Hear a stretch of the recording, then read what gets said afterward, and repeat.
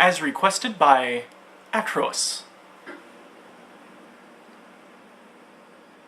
John slowly opened his eyes. Something was wrong. Something wrong about his body. He remembered the night before. He was drinking with some friends. He had 6 shots before things start to become a blur. But he does remember a sudden impact before everything in his memory completely went blank. And here he was, lying down on a very cold, hard surface. There was a light above him, blinding it seemed, having just woken up. He surveyed the room as best he could, but under the bright light, he couldn't make out much. He tried to get up, but he found restraints on his arms and knees. After some time, he heard the door open. A bag was put over his head so that he couldn't see. A mesh black bag. Not meant to suffocate him, but to obscure him from seeing anything he shouldn't have. It seemed rather small. The man undid the restraints after giving him a shot of something that made him go numb. The drug, whatever it was, lasted for what seemed to be about an hour. Finally, John could move again. He used what strength he could muster to push himself up into a sitting position. Got himself out from under the light and took a better look around the room. It looked like it was, well, medical in nature. He got to his feet and he noticed everything seemed a little bit lighter. His ears twitched, and that's when he noticed. He slowly put his hand to his face. His ears didn't seem to be there. He stomped the ground a couple of times and he could hear her just fine. Better even than he could before.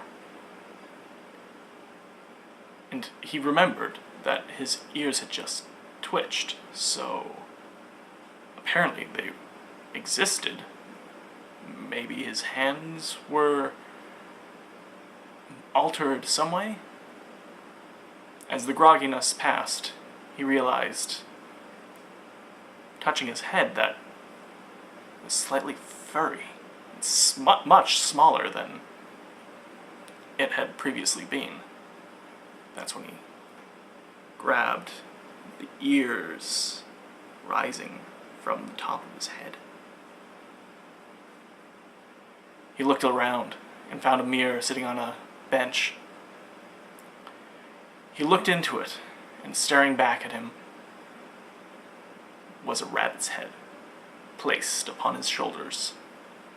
Stitches all around his neck.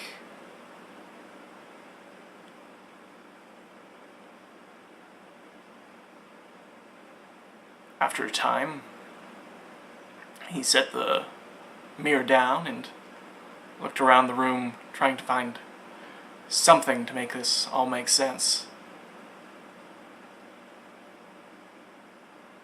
He found a note.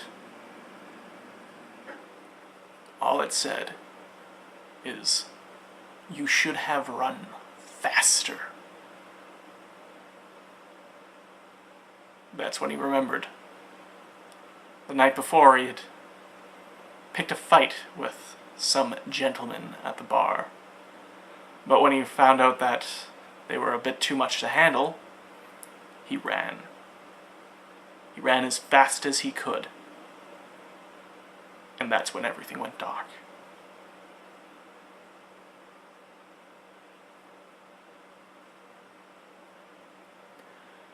Years later, John was still out of sorts. His head had never been found. The men who had supposedly done this to him were never caught. He didn't know their faces, so there was very little to go on. He had resorted to drinking his problems away, lapping up what alcohol he could from the dish he now used to drink and eat. It was difficult. Before he was, he loved to have a good steak. He was a carnivore through and through, but he now no longer had the mouth to chew on meat. He had to become a vegetarian. There was no other option. It made him quite depressed for a time, but he got used to it. The ears he found quite useful. Having better hearing, he was able to dodge the rather heavy objects that people would throw at him in fright.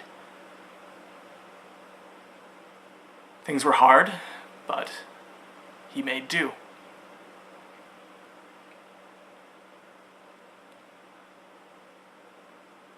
It was 2 years to the day that it happened. He was in a grocery store. He grabbed what he could for what he had. He didn't have much money. It was hard to find work. He searched out what small jobs he could do, as no company seemed to be interested in hiring a man with a rabbit's head. But as he was leaving, he heard a voice in his ear. Someone had snuck up behind him, and they simply whispered, "Run." The end.